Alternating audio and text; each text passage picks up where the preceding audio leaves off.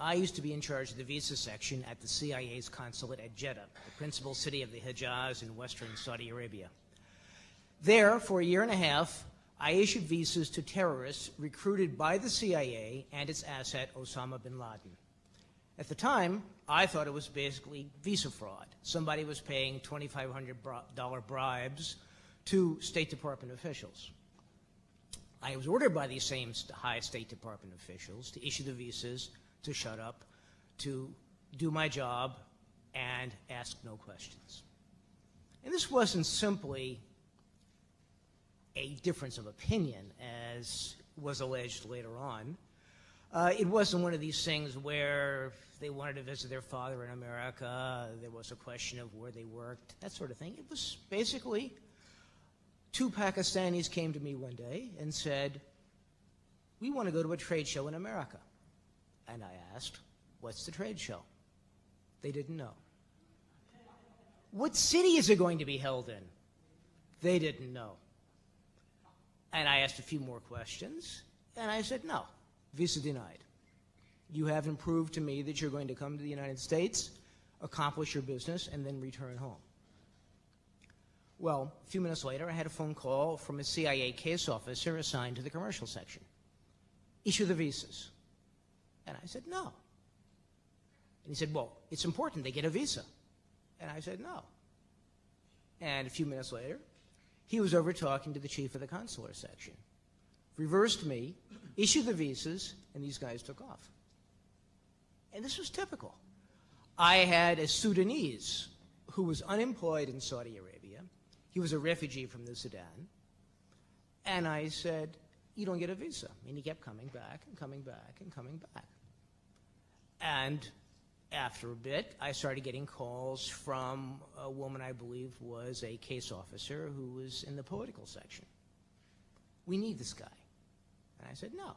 He hasn't proved to me that he's going to America and he's going to come back, as the Immigration and Nationality Act says, and as the State Department's Foreign Affairs Manual says. Well, short order, I got reversed again, and he got his visa for national security reasons. And this went on for a year and a half. I had people, not every day perhaps, but every week.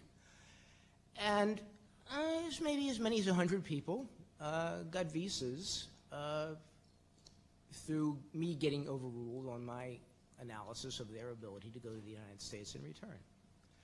And I protested this. I protested to the Counselor for Consular Affairs in Riyadh. I protested to the Bureau of Consular Affairs in Washington. I protested to the State Department's Inspector General. I protested to the State Department's Office of Diplomatic Security. I talked about this to the FBI, to the Justice Department's Office of Professional Responsibility, and I went to a couple of congressional committees. And by and large, I was told, shut up. You don't know what you're talking about. This is a difference of opinion. You don't know what you're doing. You're far too junior to question the Consul General in Jeddah's interest in doing this.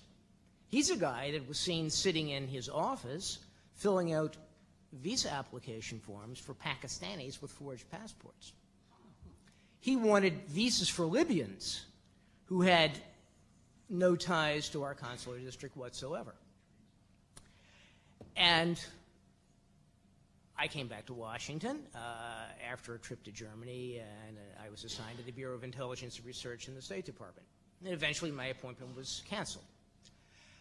After this, and after I tried mightily for several years to find out what had happened to me, and the Freedom of Information Act requests were being stonewalled on the basis of national security, I ran across the journalist Joe Trento, and about the same time, I ran across two people, one of whom was a government official, and another one was a person attached to a local university here in Washington. All three confirmed that what I was protesting was not visa fraud, but people being rounded up by the agency and Osama bin Laden to come to the United States for training as terrorists to be sent to fight in the war against the then Soviet Union and Afghanistan. They used roughly $1 million in liquor sales a year from the consulate in Jeddah to fund this. And you might ask, well, as the Washington Legal Times did, that was then. This is now, 15 years later.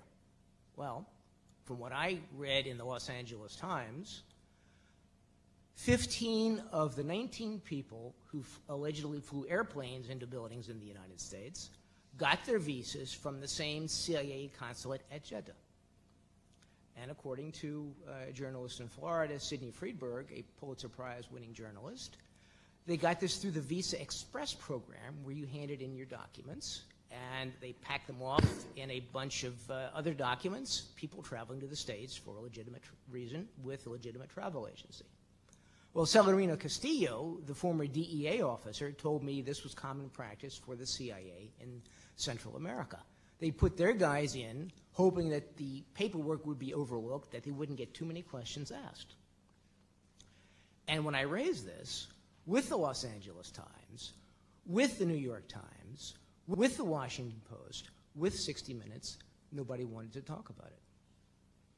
But Covert Action Quarterly printed my article on the hand that rules the visa machine rocks the world. Unclassified, the Journal of the Association of National Security Alumni, printed a couple of articles I had done on the links between the State Department and the CIA. The agency assigns its people to virtually every section of every consulate and diplomatic post in the world. They routinely troll visa applications. They look to see who's coming to America, either to recruit them or to find out how they can get next to them and get some information from them, or to steer them for their own purposes. But nobody in Washington, D.C. wants to hear about this. Nobody in Washington, D.C. wants to hear about the CIA and its assigning case officers to the consular section. There was a guy in with me who would say, when there was a line of people in front of us, "Mike, let me take this guy in line.